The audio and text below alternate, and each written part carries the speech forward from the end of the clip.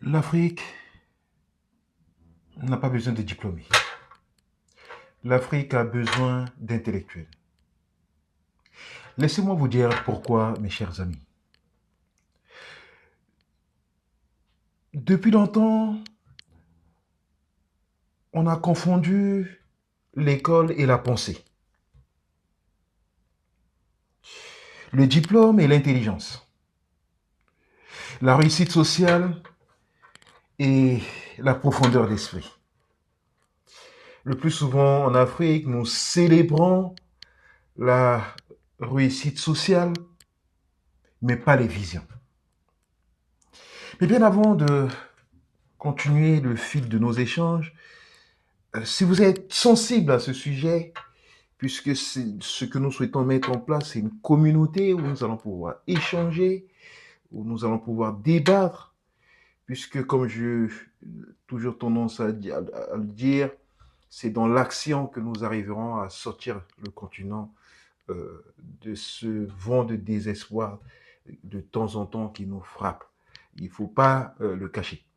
Il y a des moments où nous sommes saisis d'une sorte de désespoir panique. Mais l'espoir est permis. Ainsi, ceux qui le veulent peuvent nous soutenir. C'est simple, il suffit d'appuyer sur la cloche afin de soutenir nos actions. Parce que notre objectif, c'est de nous installer dans la durée.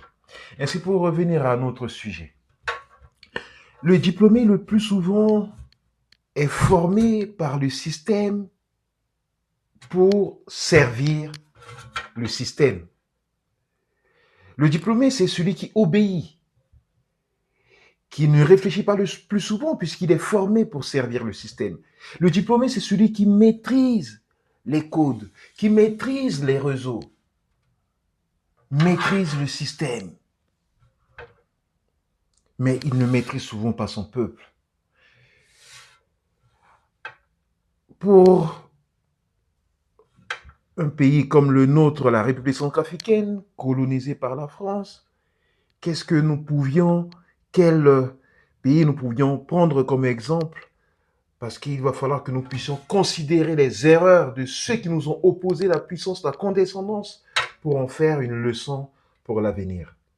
Alors en ce moment, considérons l'École nationale d'administration, cette grande école qui avait été créée au sortir de la guerre en 1945 par le général de Gaulle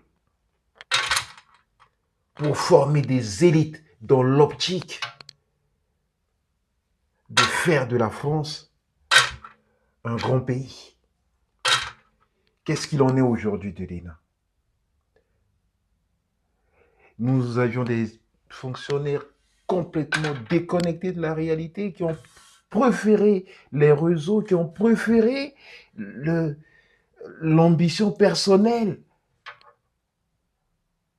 à l'intérêt collectif. Les conséquences, on l'a vu au Niger, le Burkina, il y avait eu des alertes. Il y a eu le livre de Bockel, l'Afrique, le rapport Bockel, l'Afrique, notre avenir, qui disait il fallait qu'on fasse attention. L'Africain euh, méritait qu'on puisse le considérer à sa juste valeur. Dans le rapport Bockel, avec ses 70 recommandations, on parlait de l'importance du rapport gagnant-gagnant. Mais les élites ont eu, ont eu du mal à se départir de la condescendance qui les habitait.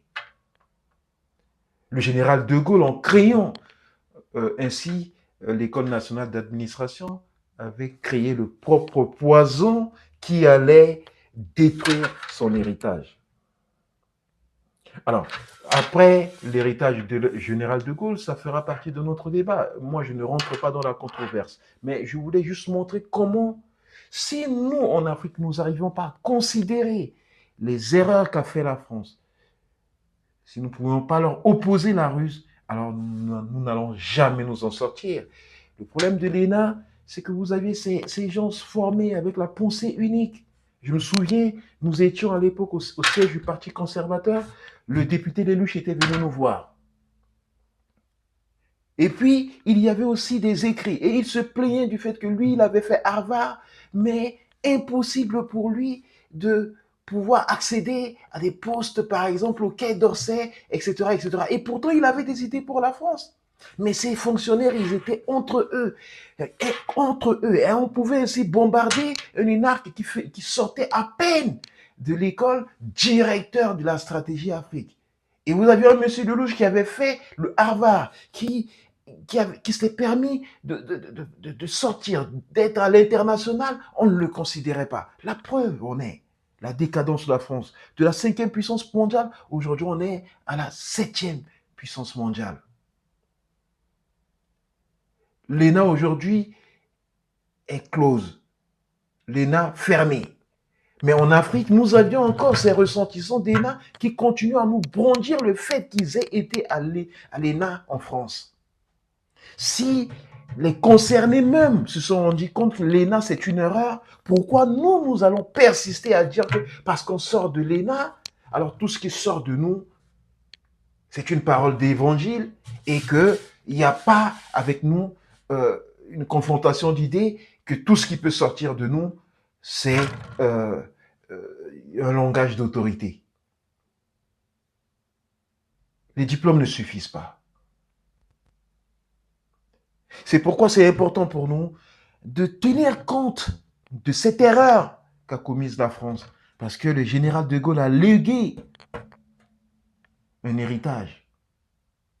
Quand nous prenons le système de sécurité sociale française aujourd'hui qui est en décadence, mais ceux qui l'ont mis en place n'étaient pas des diplômés. C'était Ambroise Croizat, c'était un ouvrier communiste.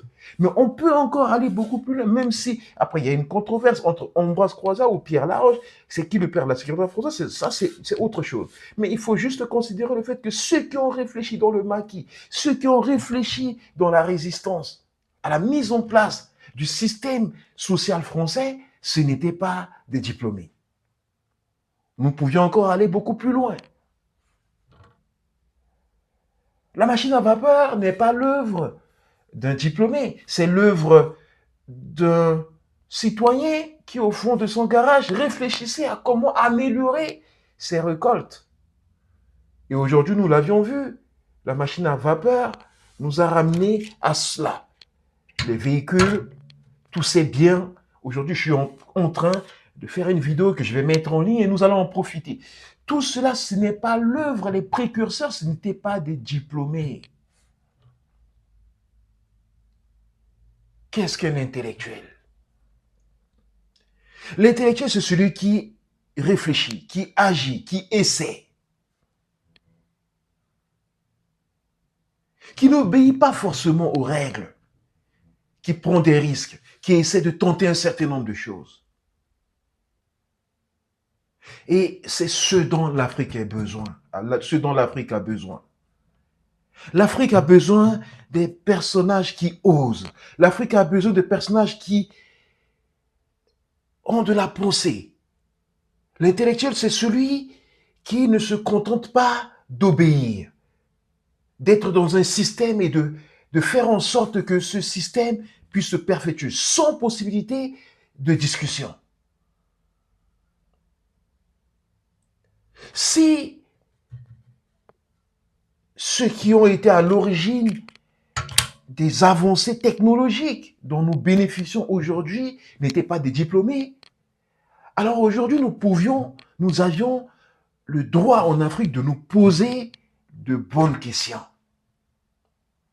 L'Afrique a trop de diplômés, trop de personnes du système formées pour servir le système, incapables de sortir du chemin tracé et réfléchir à autre chose. À l'heure où aujourd'hui l'ENA est reléguée au passé, il est temps pour nous en Afrique de réfléchir à que devons-nous faire. Puisque ces personnes qui nous ont dit, voici comment il faut faire pour que l'État puisse fonctionner. Et je n'ai jamais cessé de marteler que la gouvernance actuelle de nos États, la plupart de nos États, le système de gouvernance est ainsi issu de la colonisation, ne sied pas au continent. Il va falloir qu'on puisse faire ce qu'on appelle des réformes structurelles. Le problème de l'Afrique, il n'est pas conjoncturel, il est structurel. Pour ceux qui me suivent, je vous invite à vous référer, par exemple, à ma vidéo sur le franc CFA.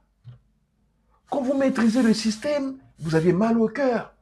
J'avais donné l'exemple de ce monsieur Savastano qui achète sa voiture et que le voisin avait la main sur le frein à main et qui desserrait le frein à main à son bon vouloir.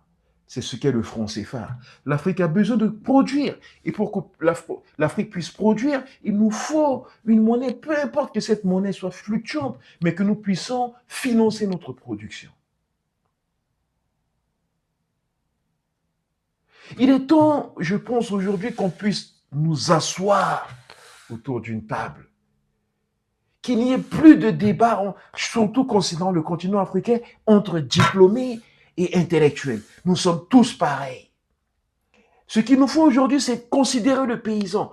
Il y a des paysans qui ont une vaste terre et qui réfléchissent et qui mettent un certain nombre de choses en place. On le voit dans certains pays africains. Il y a des découvertes, il y a des innovations qui frappent à première vue. Et nous devons considérer ces gens et les mettre en avant. Et ceux qui ont des diplômes et qui ont des idées, parce qu'il y a une structure derrière, doivent venir appuyer ces innovations, formaliser les choses, etc. Nous sommes tous complémentaires. L'objet de cette vidéo, je n'innove pas, bien entendu, mais l'objet c'est de pousser à la réflexion. Nous sommes une communauté que nous voulons une communauté d'éveil. Et notre objectif, c'est de dire le moment est peut-être venu de nous départir de nos diplômes. Moi, personnellement, j'ai été victime, 3 masters, plusieurs certifications. Mais en quoi ça sert le continent? En quoi ça sert la République centrafricaine, si ce n'est les actions? Aujourd'hui, nous avons compris que c'est dans l'action que le continent arrivera à quelque chose. Et c'est ce que nous sommes en train de faire. Mais cela n'empêche que nous puissions pousser les autres, puisque c'est la somme de nos différentes actions qui aboutira au bienfait collectif. Alors mettons-nous au travail.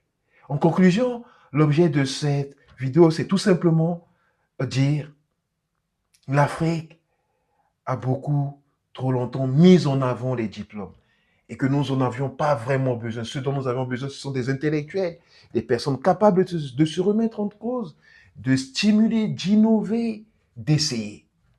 Voilà le petit message que j'avais à faire passer. Et surtout, mes chers amis, appuyez sur la petite cloche en vous abonnant à la chaîne pour nous soutenir, puisqu'il y aura d'autres vidéos comme ça. En vous abonnant, vous ne manquerez pas nos autres vidéos. Et surtout, nous sommes ouverts au débat. Donc, n'hésitez pas à nous laisser des commentaires. Bonne soirée et à bientôt. Au revoir.